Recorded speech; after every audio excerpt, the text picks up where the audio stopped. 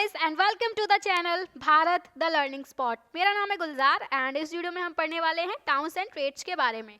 जो हमने पिछली वीडियो में देखा था वो तो हमने देखा था कि कंट्री साइड में क्या क्या चेंजेस हो रहे थे, जो लोग थे वो किंग के बारे में क्या सोचते थे, फिर नई नई स्ट्रेटजीज क्या आती हैं प्रोडक्शन को बढ़ाने के लिए, और जो रूरल सोसाइटी है उसमें डिफरेंसेस किस तरह से थे वो सब हमने देख लिया था, राइट।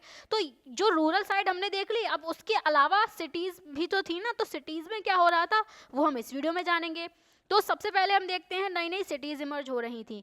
तो हम थोड़ा सा पीछे जाते हैं, वापस से कहाँ जाते हैं, 6th सेंचुरी बीसीई में जा रहे हैं। 6th सेंचुरी बीसीई जहाँ से जो महाजनपदास थे वो इमर्ज होना शुरू होते हैं, राइट। तो हमने क्या देखा कि इनमें से जो काफ़ी सारी सिटीज़ जो थी वो महाजनपदास की कैपिटल्स थी, राइट। एंड वर्चुअली जो सारे मेजर टाउन्स थे वो कम्युनिकेशन के रूट्स के पास में ही लोकेटेड थे, यानी कि वो टाउन्स ऐसी जगह पर लोकेटेड थे जहां से एक जगह से दूसरी जगह आना जाना बहुत इजी हो जाता था। तो कुछ एग्जाम्पल अगर हम लें इन टाउन्स का, तो जो पाटलिपुत्रा है, पाटलिपुत्रा कहाँ पर लोकेटेड था, वो रिवराइन रूट्स पर लोकेटेड था। रिवराइन रूट यानी कि नदी के किनारे था पाटलिपुत्रा, राइट। और उज्जैनी का अगर हम एग्जाम्पल लें तो वो लैंड रूट के पास में लोकेटेड था। पोहार की अगर हम बात करें तो पोहार कोस्ट के पास में लोकेटेड था जहां से सी रूट शुरू होता था। जैसे अगर हम इसको मैप में देखना चाहें तो पाटलिपुत्र यहाँ पर लोकेटेड है एक नदी के किनारे, है ना। उज्जैनी यहाँ पर लोकेटेड है जहाँ से लैंड रूट जाता है, और जो पोहार है वो यहाँ पर लोकेटेड है, यहाँ से इस तरीके से बे ऑफ बंगाल से होते हुए इधर साउथ ईस्ट एशिया में चले जाओ और ट्रेड कर लो। यानी हम क्या देख रहे हैं कि रिवर रूट पे भी जो टाउन्स हैं वो लोकेटेड थे, लैंड रूट पर भी लोकेटेड थे और सी रूट पर भी लोकेटेड थे, राइट। और मथुरा जैसी सिटीज जो थी वो कमर्शियल, कल्चरल और पॉलिटिकल एक्टिविटी के बस्टलिंग सेंटर्स थे, यानी कि यहाँ पर बहुत ज़्यादा एक्टिविटी होती थी मथुरा में। कमर्शियल एक्टिविटी जो ट्रेड वगैरह होती थी वो भी बहुत ज़्यादा होती थी। कल्चरल एक्टिविटी में जैसे कि फेस्टिवल वगैरह सेलिब्रेट किए जाते हैं वो भी बहुत ज़्यादा होती थी। पॉलिटिकल एक्टिविटी में यहाँ पर राजा वगैरह जो राज करते हैं वो भी होती थी। जो मथुरा है वो एक महाजनपद की कैपिटल थी। उस महाजनपद का क्या नाम था, सूरसेन महाजनपद। तो उसकी कैपिटल मथुरा थी, तो पॉलिटिकल एक्टिविटी भी यहाँ पर हो रही थी, राइट। तो हम पाटलिपुत्र को थोड़ा सा ब्रीफली स्टडी कर लेते हैं, पाटलिपुत्र की हिस्ट्री के बारे में हम थोड़ा सा पढ़ लेते हैं। तो जैसा कि हम जानते हैं कि हर सिटी की अपनी खुद की एक हिस्ट्री होती है, हर जगह की अपनी एक हिस्ट्री होती है, हर इंसान की एक हिस्ट्री होती है, राइट। तो पाटलिपुत्र का अगर हम एग्जाम्पल लेते हैं तो ये एक विलेज से शुरू होता है जिसका नाम था पाटलीग्राम। पाटलीग्राम एक विलेज था जिसका आगे चलकर नाम चेंज हुआ पाटलिपुत्र। उसके बाद 5th सेंचुरी बीसी में क्या होता है, जो मगधन रूलर्स थे, जो मगध एम्पायर था उसके रूलर्स जो थे उन्होंने अपनी कैपिटल को शिफ्ट कर दिया राजगृह से इस सेटलमेंट में। यानी कि जो मगधन रूलर्स थे ना, इनकी पहले कैपिटल थी राजगृह, और उसके बाद 5th सेंचुरी बीसीई में इन्होंने अपनी कैपिटल पाटलिपुत्रा शिफ्ट कर दी और उसको रीनेम कर दिया। यानी कि पहले नाम क्या था, पाटलीग्राम था, पाटलीग्राम का नाम बदलकर उसका नाम पाटलिपुत्र कर दिया। 4th सेंचुरी बीसीई आते आते ये मौर्यन एम्पायर की कैपिटल भी बनी एंड एशिया की one of the largest cities में से एक थी। फिर धीरे धीरे जैसे जैसे टाइम आगे बढ़ता है इसकी इंपॉर्टेंस डिक्लाइन होने लगती है, ठीक है। और जब चाइनीज पिलग्रिम ज़ुआनज़ैंग आया था इंडिया में, उसने कब विजिट किया था, 7th सेंचुरी सीई में, ठीक है। जब उसने विजिट किया तो उसने इसको र्यूम्स में पाया, यानी कि ये जो सिटी थी पाटलिपुत्र ये बिल्कुल खंडर में बदल चुकी थी एंड यहाँ पर बहुत ही स्मॉल पॉपुलेशन रह रही थी, ये ज़ुआनज़ैंग ने पाया। लेकिन इससे पहले 6th सेंचुरी बीसीई में, 4th सेंचुरी बीसीई में ये एक मेजर सिटी हुआ करती थी। तो ये एक ब्रीफ हिस्ट्री थी पाटलिपुत्र की, ठीक है। अब हम थोड़ा आगे बढ़ें तो जो नेक्स्ट हेडिंग है वो है अर्बन पॉपुलेशन। नई नई सिटीज़ की बात हो रही है ना, तो वहाँ पर अर्बन पॉपुलेशन कैसी होगी, जिनमें एलिट्स हैं और क्राफ्ट्स पर्सनस हैं। एलिट्स यानी कि जो हायर क्लास से बिलोंग करते हैं, जो बहुत रिच होते हैं। क्राफ्ट्स पर्सन वो होते हैं जो कुछ क्राफ्ट्स वगैरह बनाते हैं, कुछ चीज़ें बनाते हैं और उनको सेल करके अपना गुजारा चलाते हैं। तो हमने अब तक क्या देखा था कि जो किंग्स थे और जो रूलिंग एलिट्स थे ये फोर्टिफाइड सिटीज़ में रह रहे थे। फोर्टिफाइड सिटीज़ का मतलब क्या था कि जैसे ये सिटी है और इसके चारों तरफ किलेबंदी कर दी गई, दीवारें बना दी गई ऊंची ऊंची, ताकि बाहर से कोई भी दुश्मन अंदर ना आ सके। तो जो किंग्स थे और रूलिंग एलिट्स तो इन फोर्टिफाइड सिटीज़ में रह रहे थे। तो जब आर्कियोलॉजिस्ट ने एक्सकावेशंस किए तो उन्हें बहुत सारे आर्टिफैक्ट्स मिले इन जगहों से, लेकिन जो एक्सकावेशन थे ना उन्हें करना काफ़ी डिफ़िकल्ट था क्योंकि इन जगहों पर आज भी लोग रह रहे हैं। अनलाइक द हड़प्पन सिटीज, क्योंकि हड़प्पन सिटीज जो थी, जो इंडस रिवर के किनारे थी ज्यादातर सिटीज, राइट, तो वहां पर आज उतने लोग नहीं रह रहे हैं, वो खाली जगह है बिल्कुल, तो वहां पर एक्सकवेशंस आसानी से हो गए। लेकिन ये जो हम 6th सेंचुरी BCE की बात कर रहे हैं, महाजनपदास की बात कर रहे हैं, यहाँ पर आज भी बहुत लोग रहते हैं, तो जब लोग रहेंगे तो उन्हें हटा हटा के थोड़ी ना एक्सकवेशन किया जाएगा, तो एक्सकवेशन करना डिफिकल्ट था। लेकिन जितना भी एक्सकवेशन किया है आर्कियोलॉजिस्ट ने, उससे कई सारी चीजें मिली हैं। तो क्या क्या चीजें मिली आर्कियोलॉजिस्ट को? Fine pottery bowls and dishes मिले, यानी कि हाई क्वालिटी के मिट्टी के बोल्स, जो कटोरे होते हैं इस टाइप का, है ना, और डिशेस यानी कि प्लेटें मिली हैं, जो थाली होती हैं विद अ ग्लॉसी फिनिश, यानी कि एकदम चमकदार हैं ये जो बोल्स एंड डिशेस हैं, राइट। इन्हें क्या बोला जाता है? इन्हें बोला जाता है नदन ब्लैक पॉलिश्ड वेयर। तो इन बर्तनों को यूज कौन करता होगा? रिच पीपल यूज करते होंगे। एंड खुदाई में और क्या क्या चीजें मिली हैं? ऑर्नामेंट्स मिले हैं, टूल्स मिले हैं, वेपन्स मिले हैं, वेसल्स मिले हैं, कुछ और बर्तन मिले हैं, फिगराइंस यानी कि मूर्तियां मिली हैं, और ये सारी चीजें वाइड रेंज ऑफ मटेरियल्स की बनी है, यानी कि गोल्ड की भी बनी है, सिल्वर की भी बनी है, कॉपर की भी बनी है, ब्रॉन्ज की, आइवरी, आइवरी होता है हाथी दांत जो होता है, उसकी भी चीजें मिली हैं, ग्लास की यानी कि कांच जो होता है उसकी चीजें भी मिली हैं, शेल की, समुद्र से जो शेल मिलते हैं ना, जो सीप जिन्हें बोला जाता है, उनकी चीजें भी बनाई जाती हैं, टेराकोटा की चीजें भी मिली हैं, टेराकोटा जो पकी हुई मिट्टी होती है उसकी चीजें भी मिली हैं। अब ये सारे तो मटेरियल एविडेंसेस मिले हैं, जो आर्टिफैक्ट्स वगैरह हैं, बर्तन वगैरह हैं, वो मिले हैं, ठीक है। फिर 2nd सेंचुरी BCE तक आते आते क्या होने लगता है? हमें छोटी छोटी वोटिव इंस्क्रिप्शंस मिलने लगती हैं। वोटिव इंस्क्रिप्शन वो होती हैं जिनमें किसी रिलीजियस इंस्टीट्यूशन को जो गिफ्ट की गई होती है ना, लैंड जो गिफ्ट की गई होती है, या जैसे हम ग्रांट भी बोल सकते हैं, उनका रिकॉर्ड लिखा होता है इनमें, तो वो होती है वोटिव इंस्क्रिप्शन। तो वो हमें कई सारी सिटीज से मिली हैं जो 2nd सेंचुरी BCE के टाइम पीरियड की हैं। इन वोटिव इंस्क्रिप्शन में क्या मेंशन किया गया है? डोनर का नाम, जो लैंड डोनेट कर रहा है, एंड समटाइम उसका ऑक्यूपेशन भी इसमें मेंशन किया गया है कि जो डोनर है वो क्या काम करता है ना। ये इंस्क्रिप्शन क्या बताती है हमें? ये उन लोगों के बारे में बताती हैं जो टाउन्स में रहते थे। तो उनमें कौन कौन लोग हैं? उनमें है वॉशिंग फोक, यानी कि जो धोबी होते हैं, कपड़े जो धोते हैं, वीवर्स जो कपड़े बुनते हैं, कपड़े बनाते हैं, स्क्राइब्स, स्क्राइब्स क्या होती हैं? जो स्क्रिप्ट होती है ना, उसको लिखने का जो काम करते हैं। पहले प्रिंटिंग प्रेस तो होती नहीं थी, तो जो भी लिखा जाता था वो हाथ से लिखा जाता था, और जो लिखते हैं उन्हें क्या बोला जाता है? स्क्राइब्स बोला जाता है। कारपेंटर्स भी रहा करते थे, पॉटर्स भी रहा करते थे, गोल्ड स्मिथ्स जो सुनार होते हैं, ब्लैक स्मिथ्स जो लोहे का काम करते हैं, ऑफिशियल्स जो अधिकारी वगैरह होते हैं, रिलीजियस टीचर्स, मर्चेंट्स, किंग्स, ये सभी कहाँ पर रह रहे हैं? ये टाउन्स में रह रहे हैं। ये हमें कौन बता रही है? ये हमें इंस्क्रिप्शंस बता रही हैं। कभी कभी क्या होता है, गिल्ड्स जो होती हैं, गिल्ड मतलब एक ग्रुप बना लेना, जिन्हें हम श्रेणीज भी बोलते हैं, ठीक है, यानी कि organisations of craft producers and merchants. वही बात कि जो क्राफ्ट प्रोड्यूसर्स हैं और जो मर्चेंट्स हैं वो अपने एक ऑर्गेनाइजेशन बना लेते हैं, एक ग्रुप बना लेते हैं, जिसे गिल्ड या श्रेणी बोला जाता है। इनको भी इन इंस्क्रिप्शंस में मेंशन किया गया है। ये गिल्ड्स जो हैं वो रॉ मटेरियल्स खरीदते होंगे, उसके बाद प्रोडक्शन को रेगुलेट करते होंगे। देखो क्या होता है बेसिकली कि किसी भी चीज़ के प्रोडक्शन के लिए रॉ मटेरियल चाहिए होता है, राइट। तो रॉ मटेरियल को पहले खरीदा जाता है, फिर उसकी प्रोसेसिंग की जाती है, उससे प्रोडक्शन किया जाता है। प्रोडक्शन करने के बाद में क्या होता है? फिनिश्ड प्रोडक्ट निकलता है। फिनिश्ड प्रोडक्ट यानी कि अब वो मार्केट में सेल होने के लिए वो तैयार है। जैसे कोई भी पॉटरी का वेसल बनाना है, तो पॉटरी के लिए जो रॉ मटेरियल होगा वो क्या होगा? मिट्टी होगी, राइट। तो मिट्टी से क्या किया जाएगा? पहले उसको शेप दी जाएगी। कोई बोल बनाना है तो बोल की शेप दी जाएगी, उसके बाद उसे पकाया जाएगा, उसके बाद वो फिनिश्ड प्रोडक्ट बन जाएगा और उसको मार्केट में सेल किया जा सकता है। तो ये सारा काम ही ये गिल्ड्स कर रहे थे, ये बताया जा रहा है इन इंस्क्रिप्शंस में। और ये भी बताया गया है इन इंस्क्रिप्शंस में कि जो क्राफ्ट पर्सन्स थे वो कई सारे आयरन टूल्स का यूज करते थे, जो अर्बन एलिट्स हैं उनकी डिमांड्स को पूरा करने के लिए। अब डिमांड कौन कर रहा है? अर्बन एलिट्स जो अर्बन एरियाज में रह रहे हैं, उन्हें ही तो चाहिए ना अलग अलग चीजें, सोने से बनी हुई, सिल्वर से बनी हुई। उन्हें कौन बनाता है? उन्हें क्राफ्ट पर्सन्स बनाते हैं, और बनाने के लिए वो आयरन टूल्स का यूज करते हैं। तो बेसिकली गिल्ड्स भी ये काम कर रहे हैं, कई सारे मर्चेंट्स मिलकर एक ग्रुप बनाकर भी काम कर रहे हैं, और अकेला क्राफ्ट पर्सन भी काम कर रहा है, ठीक है। तो ये बात हो गई अर्बन पॉपुलेशंस की। नेक्स्ट हम बात करते हैं trade in the subcontinent and beyond. जो इंडियन सबकॉन्टिनेंट है उसके अंदर अंदर कैसे ट्रेड होता था, एंड सबकॉन्टिनेंट के बियॉन्ड यानी कि बाहर अलग अलग देशों से कैसे ट्रेड होता था, ये हमें जानना है।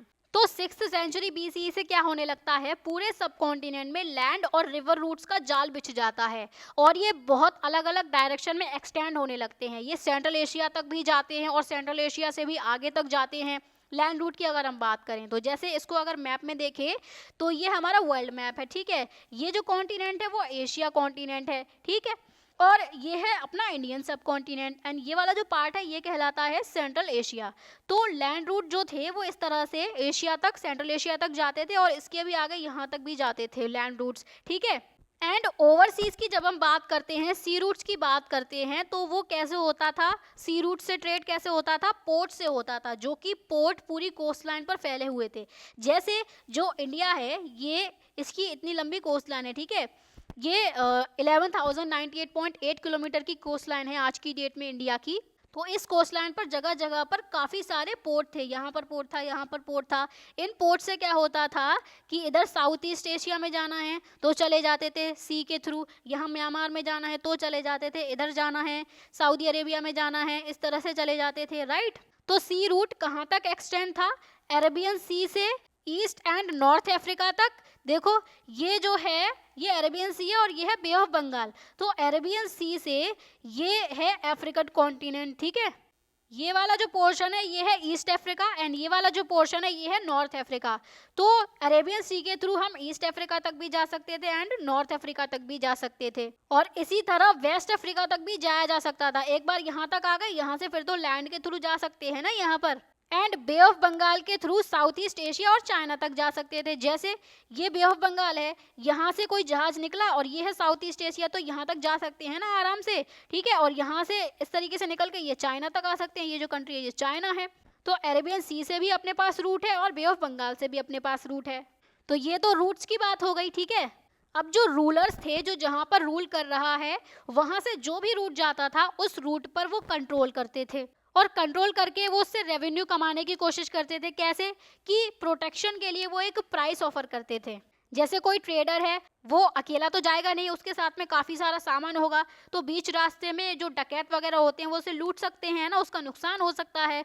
तो जिस एरिया में जो रूलर होगा वो ये कहता है कि हम आपको प्रोटेक्शन देंगे लेकिन उसके बदले आपको हमें एक प्राइस पे करना होगा। तो इससे रूलर की भी इनकम हो जाती थी एंड ट्रेडर्स को प्रोटेक्शन भी मिल जाती थी।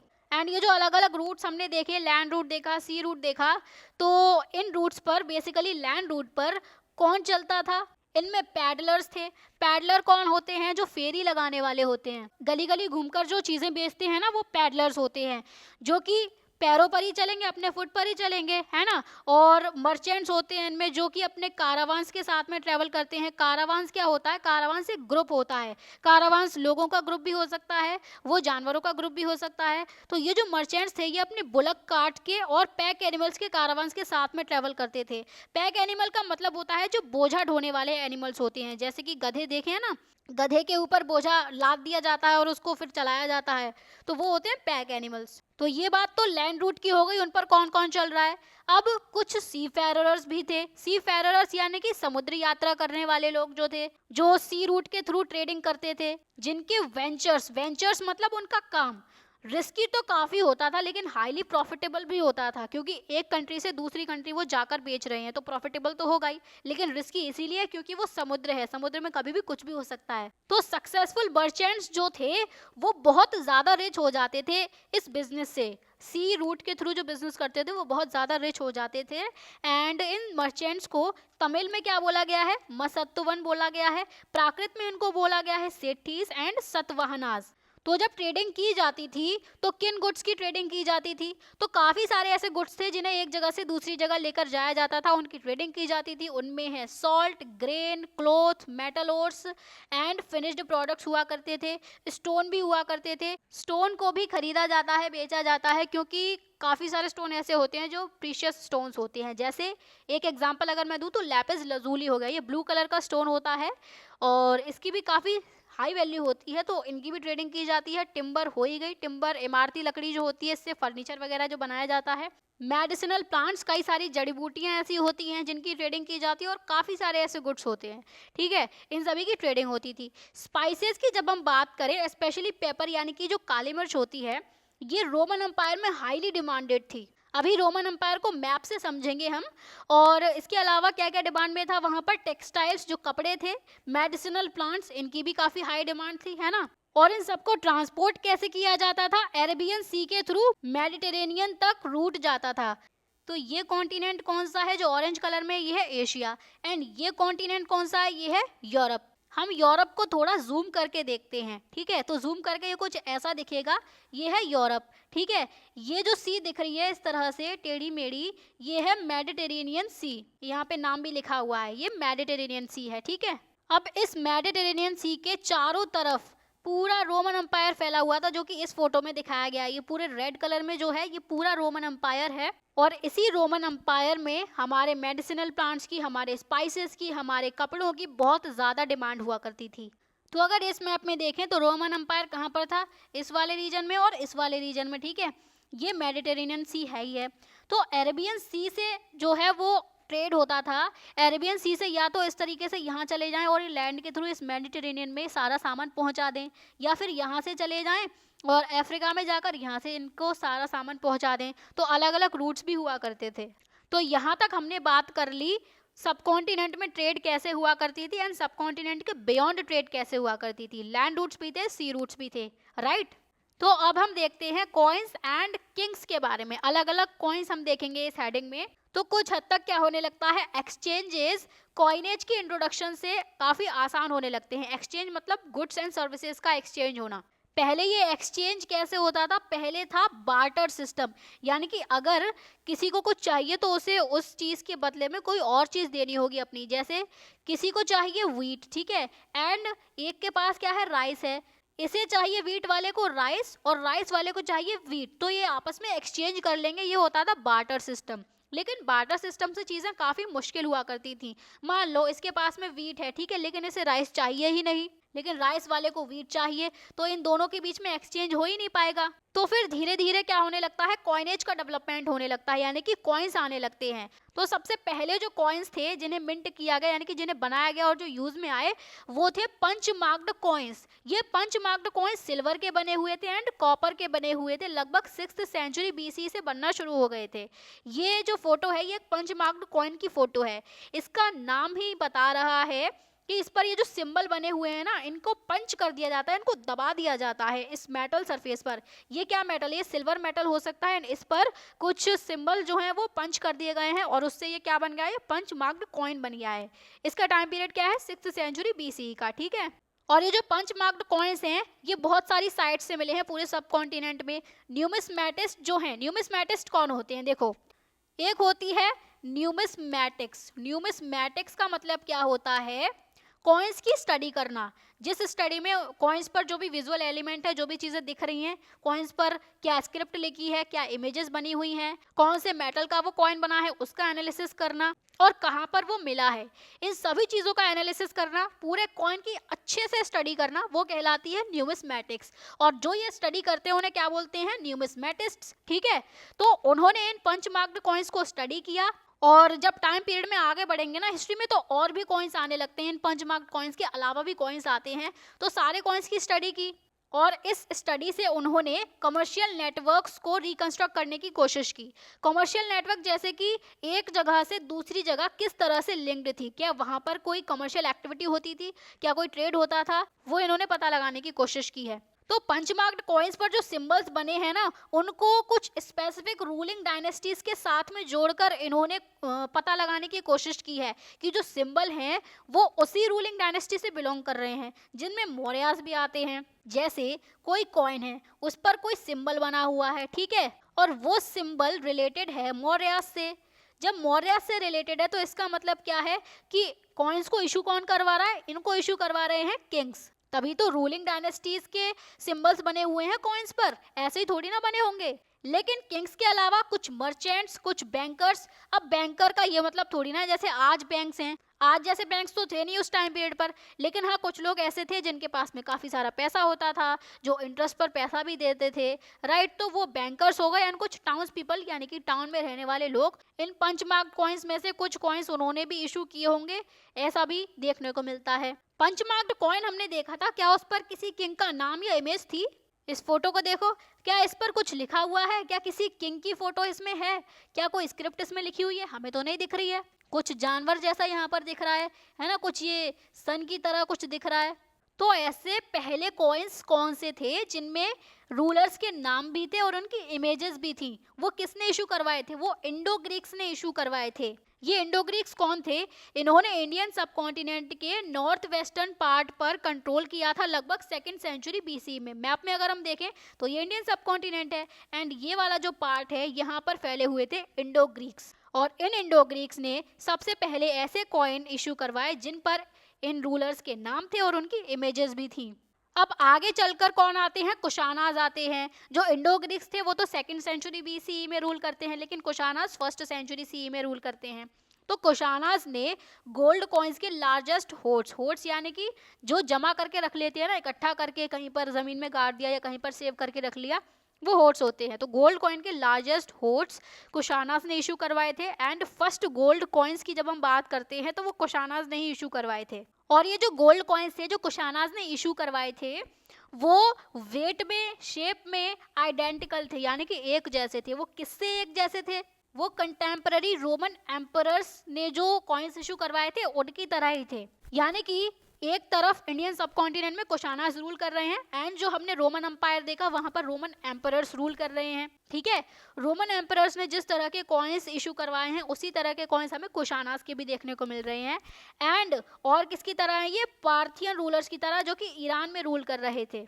आ जाओ फिर से मैप में। यहाँ पर कौन रूल कर रहा है? कुशानाज। यहाँ पर कौन है? Roman Empire. ठीक है, ये ईरान है। यहाँ पर कौन रूल कर रहा है? Parthian rulers. तो इन सारे रूलर्स ने जो कॉइन्स इशू करवाए थे उनके जैसे कॉइन्स थे कुशानाज के। और कुशानाज के जो गोल्ड कॉइन्स हैं वो नॉर्थ इंडिया में, सेंट्रल एशिया में कई सारी साइट से भी देखने को मिले हैं। तो जो गोल्ड कॉइन्स थे इनका यूज काफी वाइड लेवल पर किया गया है। इससे हमें क्या पता चलता है कि जो ट्रांजैक्शंस की जा रही थी उस टाइम पीरियड पर, यानी कि कोई भी चीज़ खरीदी जा रही थी, बेची जा रही थी, उसकी इनॉर्मस वैल्यू थी। काफ़ी ज़्यादा वैल्यू की चीज़ें खरीदी बेची जा रही थी और काफ़ी बल्क में भी खरीदी बेची जा रही थी। इसके साथ ही साथ रोमन कॉइन्स के होर्ड्स भी हमें मिले हैं। कहाँ से मिले हैं? साउथ इंडिया से मिले हैं। तो साउथ इंडिया से रोमन कॉइन्स मिलने का मतलब क्या है कि ट्रेड का नेटवर्क जो था वो सिर्फ पॉलिटिकल बाउंड्रीज तक ही कन्फाइंड नहीं था। Political boundary in the sense कि जो रोमन एम्पायर जो है जहाँ तक वो फैला है वो उसकी पॉलिटिकल बाउंड्री हो गई। और जो रोमन कॉइन्स हैं वो सिर्फ रोमन एम्पायर में नहीं मिले हैं, साउथ इंडिया में भी मिले हैं। तो साउथ इंडिया में मिलने का मतलब क्या है कि पॉलिटिकल बाउंड्री के बियॉन्ड भी ट्रेड हो रहा है। जैसे कि साउथ इंडिया रोमन एम्पायर का पार्ट तो था नहीं, है ना, लेकिन साउथ इंडिया और रोमन एम्पायर के बीच में काफ़ी क्लोज कनेक्शंस थे ट्रेड के थ्रू। कॉइन्स को कुछ और भी लोग इशू किया करते थे, जैसे कि कुछ ट्राइबल रिपब्लिक्स हुआ करती थी जो इशू करती थी कॉइन्स को। रिपब्लिक मतलब होता है कि जिस कंट्री का जो हेड होता है वो इलेक्टेड हो, जो लोगों ने चुना हो, राइट। तो कुछ ट्राइबल रिपब्लिक्स ऐसी थी जिसमें एक एग्जांपल है योधयास। ये योधयास कहाँ की हैं? ये पंजाब की और हरियाणा की, जो कि लगभग 1st सेंचुरी सीई में रूल कर रही थी। इन्होंने भी कुछ कॉइन्स को इशू किया, जैसे कि ये कॉइन जो देखने को मिल रहा है ये एक योधिया कॉइन है जो कि योधिया ट्राइबल रिपब्लिक ने इशू किया है। आर्कियोलॉजिस्ट्स को कई हजारों कॉपर कॉइन्स मिले हैं जो कि योधियाज ने इशू किए थे। ये किस बात की तरफ इशारा कर रहा है कि योधियाज का भी इंटरेस्ट था और योधियाज भी पार्टिसिपेशन करते थे इकोनॉमिक एक्सचेंजेस में, क्योंकि कॉइन्स के होने का मतलब ही ये है कि ट्रेड किया जा रहा है कॉइन्स के थ्रू, इकोनॉमिक एक्सचेंजेस किए जा रहे हैं। तो इन योधियाज का भी उसमें इंटरेस्ट हुआ करता था। अब जो सबसे ज़्यादा स्पेक्टिकुलर गोल्ड कॉइन्स जो है ना वो गुप्ता रूलर्स ने इशू की हैं, यानी कि सबसे अच्छे दिखने वाले, सबसे pure gold coins Gupta rulers ने ही इशू किए हैं। ये एक गुप्ता कॉइन है जो कि ये आगे की साइड है और एक पीछे की साइड दिखाई गई है यहाँ पर। तो जो अर्लीस्ट इशू है, यानी कि जैसे गुप्ता एम्पायर आता है, ठीक है, आने के बाद गोल्ड कॉइन्स पे इशू करता है, तो जो स्टार्टिंग के गोल्ड कॉइन्स हैं उनमें तो प्योरिटी है, काफ़ी ज़्यादा गोल्ड उनमें देखने को मिलेगा। और इन कॉइन से क्या पता चलता है कि जो लॉन्ग डिस्टेंस ट्रांजैक्शंस थे ना वो काफ़ी आसानी से हो जाया करते थे, जिससे किंग्स भी बेनिफिट होते थे, क्योंकि एक कंट्री से दूसरी कंट्री में जब ट्रेड होगा तो किंग को भी तो टैक्स मिलेगा ना, तो उससे उसका भी खजाना बढ़ेगा। फिर गुप्ता एम्पायर में ही 6th सेंचुरी सीई से क्या होने लगता है, गोल्ड कॉइन्स की फाइंड्स कम होने लगती है, यानी कि कम गोल्ड कॉइन्स मिलने लगते हैं। तो इससे एक क्वेश्चन खड़ा हो जाता है कि क्या यह इस बात को इंडिकेट कर रहा है कि कोई इकोनॉमिक क्राइसिस आ गया हो, इसीलिए ये गोल्ड कॉइन कम हो गए हों। अब हिस्टोरियंस इस बात पर भी डिवाइडेड हैं, ये भी एक डिबेट का टॉपिक रहता है। कुछ हिस्टोरियंस कहते हैं कि जो वेस्टर्न रोमन एम्पायर था, जो हमने देखा मेडिटेरेनियन के आसपास, वो कोलैप्स हो जाता है, जिसकी वजह से लॉन्ग डिस्टेंस ट्रेड भी डिक्लाइन हो जाती है, उनके साथ में ट्रेड खत्म हो जाएगी क्योंकि वो एम्पायर ही नहीं रहा है ना। और इससे जो स्टेट्स हैं, जो कम्युनिटीज हैं, जो रीजन्स हैं, जो रोमन एम्पायर से ट्रेड करके बेनिफिट होती थी इंडियन सब कॉन्टिनेंट में, उनकी प्रॉस्पेरिटी भी अफेक्ट होती है, क्योंकि ट्रेड ही जब खत्म हो जाएगी, ट्रेड ही डिक्लाइन हो जाएगी, तो बेनिफिट तो होगा ही नहीं, ना ही फिर उससे किंग भी बेनिफिट नहीं हो पाएंगे। तो इस वजह से भी गोल्ड कॉइन्स कम मिलने लगे इस टाइम पर। कुछ हिस्टोरियंस बोलते हैं कि नए नए टाउन्स इमर्ज होने लगते हैं, नए नए ट्रेड के नेटवर्क्स इमर्ज होने लगते हैं, जिसकी वजह से भी गोल्ड कॉइन्स कम मिलने लगते हैं।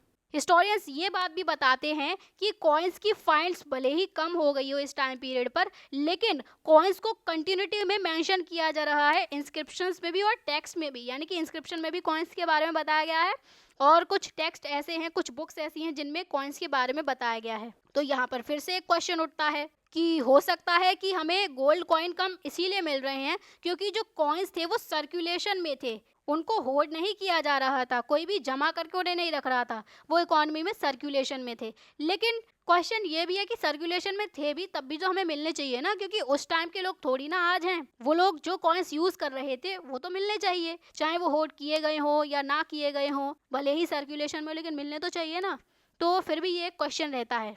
तो आज की वीडियो में हमने नई नई सिटीज़ के बारे में जाना, अर्बन पॉपुलेशन कैसी थी उसके बारे में जाना, सब कॉन्टिनेंट में ट्रेड किस तरह से हो रहा था, अलग अलग कंट्रीज से ट्रेड कैसे हो रहा था वो जाना, अलग अलग कॉइन्स देखे जिन्हें अलग अलग किंग्स ने इशू किया था। तो बेसिकली हमने 6th सेंचुरी BCE से लेकर हमने जो पूरी कहानी देखी वो देखी 6th सेंचुरी CE तक की, है ना। यही तो देखा है ना हमने कि 6th सेंचुरी BC में पंच मार्क्ड कॉइन्स आना शुरू होते हैं, एंड 6th सेंचुरी CE तक आते आते जो गुप्ता एम्पायर के गोल्ड कॉइन्स थे उनकी फाइंडिंग्स भी कम होने लगती है।